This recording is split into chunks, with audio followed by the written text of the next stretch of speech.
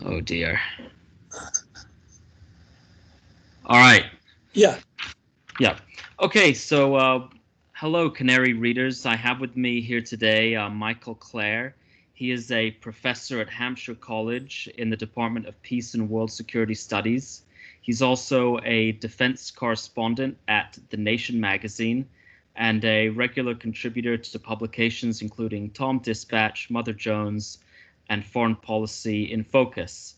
He's also the author of 17 books, including Resource Wars, The Race for What's Left, Blood and Oil, and his most recent All Hell Breaking Loose, the Pentagon's Perspective on Climate Change. Looking forward to a good discussion about his latest two articles, which appeared in Tom Dispatch, about the effects on resources of the coronavirus outbreak. Thanks for joining us, Of Professor Clare. course. So my first question is, could you talk about what effects the COVID-19 outbreak has had on demand for oil and electricity, and then in turn, the effect that it's had on oil prices? And what do you predict the movements that will be going forward? Of course, I was going on the limited data that we've accumulated so far, but oil use has plunged at least 25% in April and March, and I think it's going to continue to go downward as the economic effects of the pandemic take effect.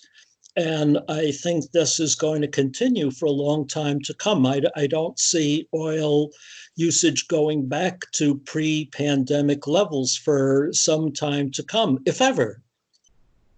Mm-hmm. Um, I did notice in your article, however, that you said electricity use is up. Well, electricity use is not up altogether. Oh, I see. Yeah, electricity use has also declined because large corporations have shut down, hotels have shut down, but the drop in electricity use is much less than the drop of use in oil. And this, I think, reflects the fact that transportation use has plunged much less than electricity use because we're working at home, we're using our computers, we're using our electronic devices, and all of that. So even though net electricity use has dropped, home use has increased. And Mm-hmm. there's a lot of evidence for that. And I think that this will be the norm going forward, whereas transportation use has really dropped, a stunning amount. Mm-hmm. I noticed in the intro to your most recent article, Tom's Dispatch, the editor noted that we're actually seeing now negative oil prices for crude. He lists minus 37.63. So could you tell our readers a little bit about how there can be such a thing as negative oil prices? Yeah, that was a temporary event, actually. And it meant that uh, there's so much supply. The oil companies that are pumping oil out of the ground can't turn off the switch overnight. It's very hard to turn off an oil well. So Mm-hmm. they're continuing to pump out oil, but there's no demand for it anywhere. And they're having trouble what to do with it. So they actually, for a while, were paying people to take the oil off their hands as they ramped down their production. They actually were paying people to get rid of it. So that's why it went into negative territory for a while. Interesting. So my second question is, could you tell our readers a little bit about the grand transition that you mention in your most recent article? What is it, and how might the outbreak make it come sooner? The grand transition is something that environmentalists and energy analysts have been talking about for a very long time, which is to say, a transition from carbon-based fuels, which are the fossil fuels, coal, oil, and natural gas, to renewable energy, wind, solar, and so on. We all believe, in the environmental community, that to turn off the rise in temperatures, to bring that down, to avert the worst consequences of climate change, we have to stop burning fossil fuels. And this will require, in turn, the transition, a grand transition to renewables. Now, this transition is underway, but most energy analysts, for example, at the International Energy Agency, the IEA in Paris, assume that this is a 20, 30, 40-year process. What I think COVID is going to do, the pandemic is going to do, is to accelerate that process much faster than before, because I think that as we adjust to the pandemic, we're going to wind up relying less on petroleum and more on renewables, so that the transition will speed up, and we may not have to wait 20 or 30 or 40 years for this to take place. Mm-hmm. And if that does happen, that the grand transition comes earlier than expected, could this end up making the world a more peaceful place, since less demand for oil ultimately means less reasons for states to be fighting over it? That would be a happy outcome.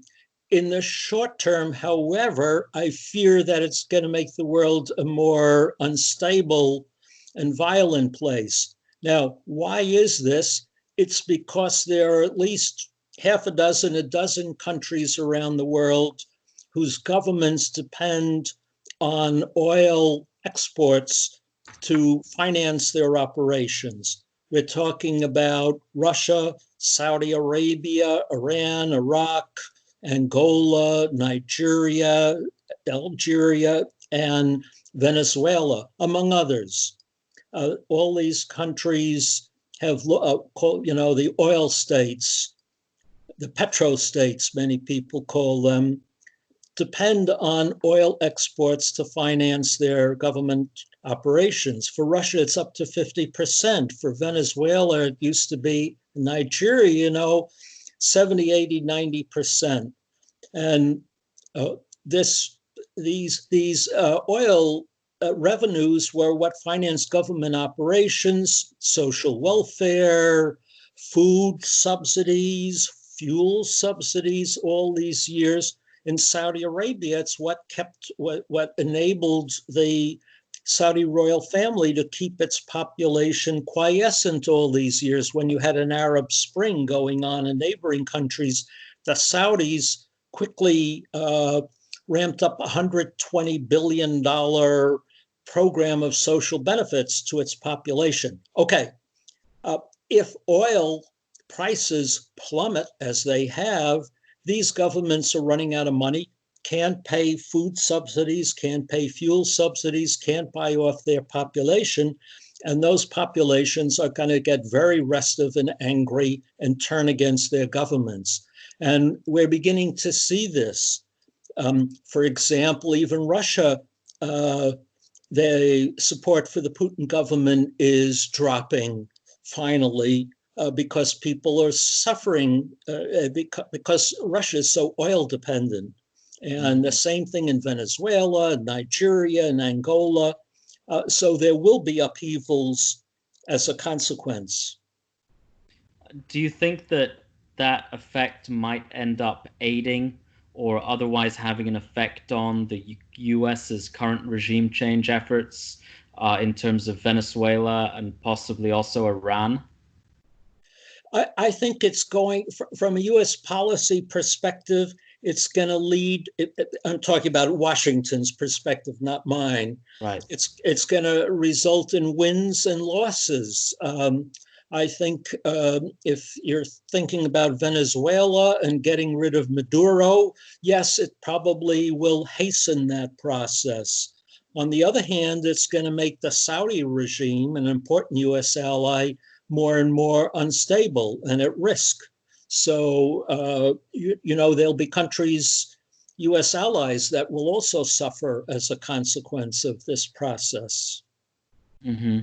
Do you think it might affect the situation with Iran going on with the nuclear deal and so on? And I understand that Iran is an oil producing state, not as much as Venezuela or Saudi Arabia, obviously, but nonetheless does produce oil. Yes, Iran's oil exports have already plummeted because of the sanctions imposed by the U.S.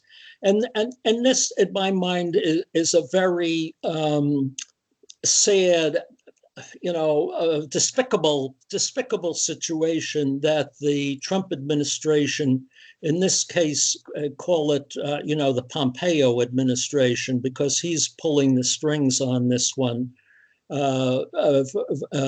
Secretary of State Mike Pompeo is absolutely determined to crush the Iranian regime and not giving them any space whatsoever.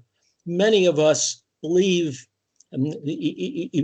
many world leaders believe on humanitarian grounds, considering that Iran is suffering so much from the COVID pandemic, that the US and the world community should ease up on sanctions. But the US seems, or the Trump administration, the Pompeo regime wants to squeeze Iran even more. And I think that's more likely to happen. Hmm. Okay, I'm going to move on to the article before last that you wrote that came out in the beginning of April. Could you talk a little bit about what you mean when you say that the outbreak could be, and this is a quote from your article, one of Mother Nature's ways of resisting humanity's assault on her essential life systems, and also possibly part of a catastrophic tipping point? Yes, so for my last book, All Hell Breaking Loose, about the Pentagon's perspective on climate change, I did a lot of research on climate effects on world social and economic systems. And one of the phenomena that you read about in the scientific literature is the prospect of tipping points.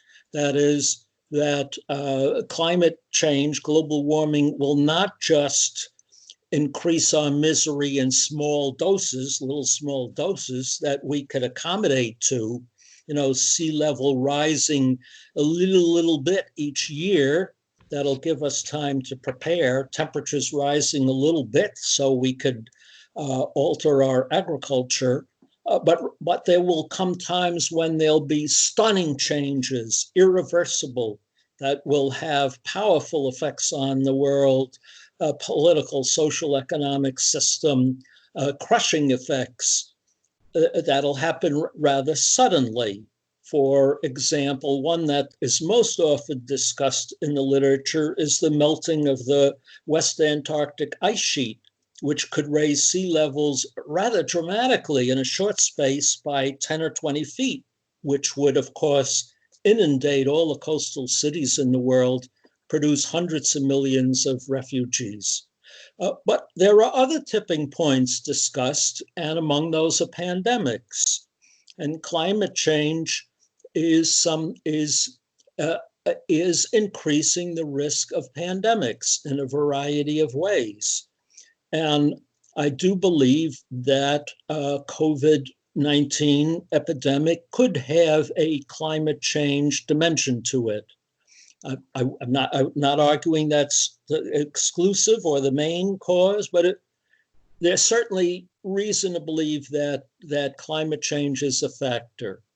And what I'm saying here is that Mother Nature is telling us that there are limits to how much we can alter the climate, the planetary ecosphere, without suffering feedback loops, backlash that are going to hurt us. It's not that Mother Nature is, consciously doing that, but when you alter the chemistry of the planet, in ways that alter life systems, we're going to pay a price, and this is an indication, I think, of what that might look like. Mm. I was my academic background's in philosophy, and I was very interested to see that you had quoted Rene Descartes. We can render ourselves the masters and possessors of nature. It seems to me like there's almost a philosophical problem here that the Western economic and political paradigm sees nature solely as a resource and something that should be extracted and we take from for human needs and simultaneously treated as an bottomless garbage can that we can dump whatever we like to. Do you think it would be fair to say that um, part of the solution to this problem is almost philosophical and metaphysical, and we need to rethink our relationship with nature and see ourselves more as one part of it as opposed to the dominators of it? Well, exactly. I agree with everything you say. Yes, the Western mode of thought, capitalist mode of thought, which many evangelical Christians also share, is that the earth was given to us to exploit in any way we wish, that humans are the master of the planet, and we could use our ingenuity to our benefit to exploit its riches and abuse in any way we thought, without paying a price for that. And Mother Nature is telling us, I believe, that that's not the case, Mm-hmm. that there are limits to what humans could do to the planet. And when we abuse those limits, when we transgress, oh, there will be punishment, prices to pay. And I see that happening now.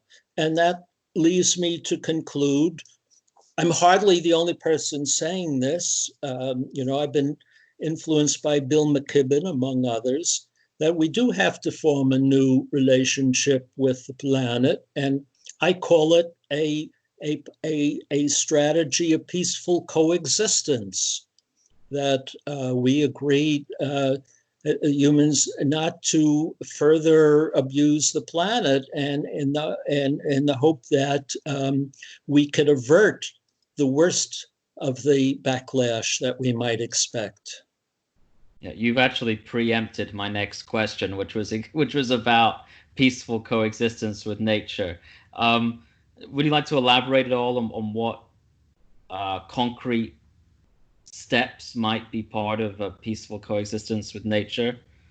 Well, for example, one I mean, it's all going to come back to carbon emissions. We have to bring those to zero. That's a big part of it, because that's the way we're harming the planet most of all. But I also think that humans now occupy as much space on the terrestrial globe that we should be allowed to occupy.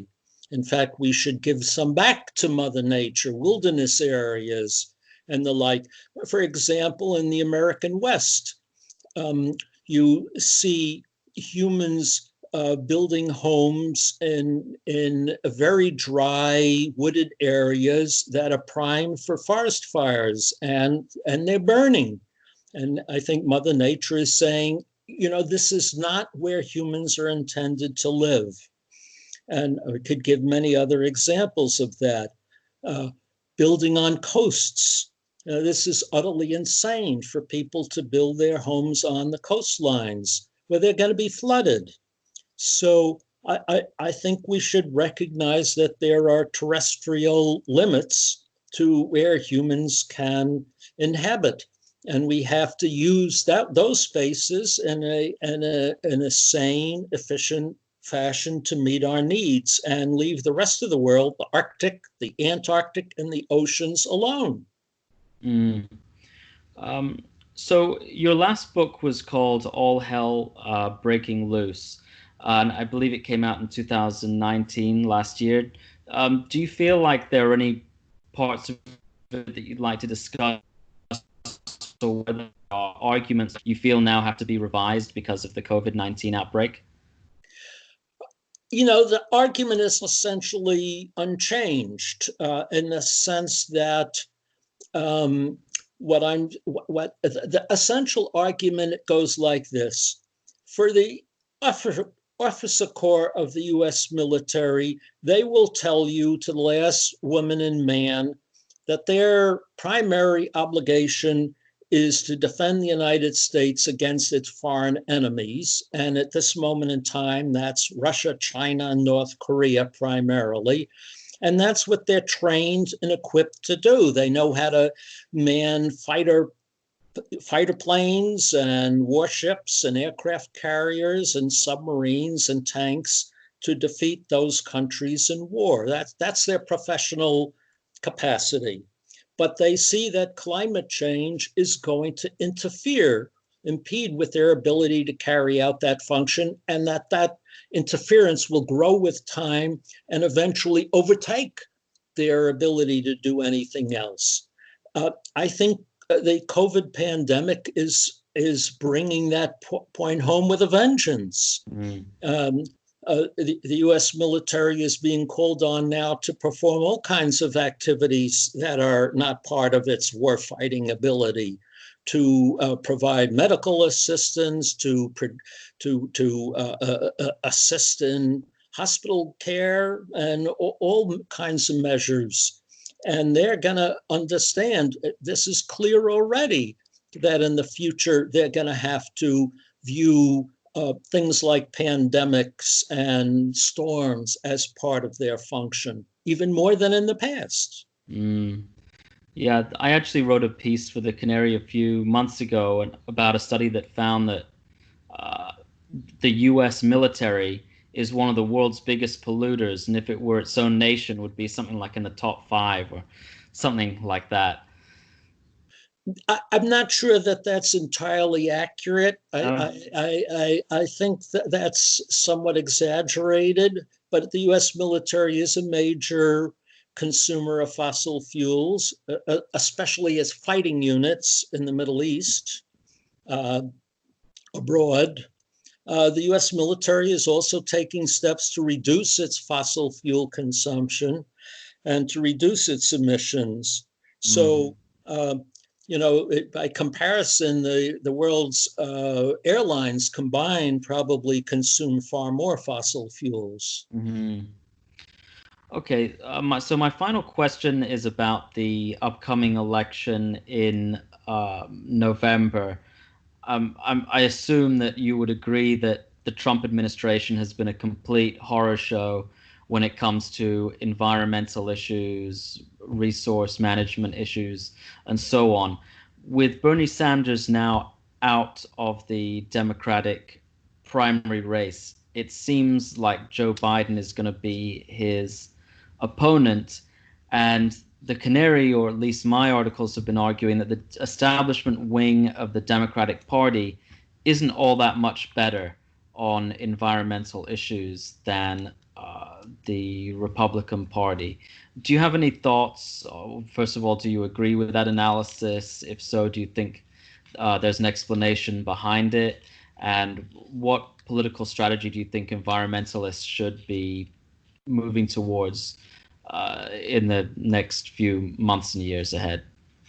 Well, I think you have to distinguish between the campaign, what's happening now, and what if a Biden is elected and there's a Biden administration.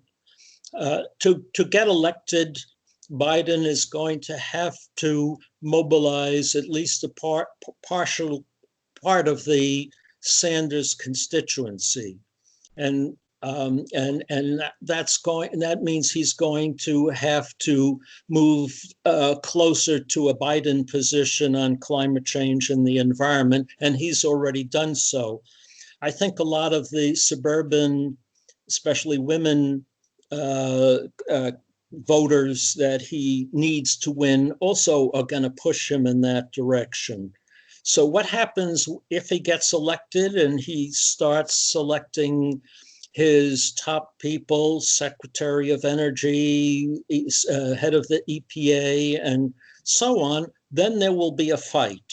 And there would be a battle within the Democratic Party, the left and centrist wings, over how much of a Sander-like position or a more conservative position will he take. I think as a consequence of the COVID pandemic that he's going to be pushed to take a more radical stand than would be his inclination. I think people are going to demand radical change on everything as a consequence of all this. Mm. All right. Well, that's encouraging, and I think a good place to end. Thank you again for your time. This has been very, very interesting and illuminating. That was Michael Klare, professor at Hampshire College. Thank you, professor, for your time again. Sure, I'd love to see a link when you put this together. Excellent.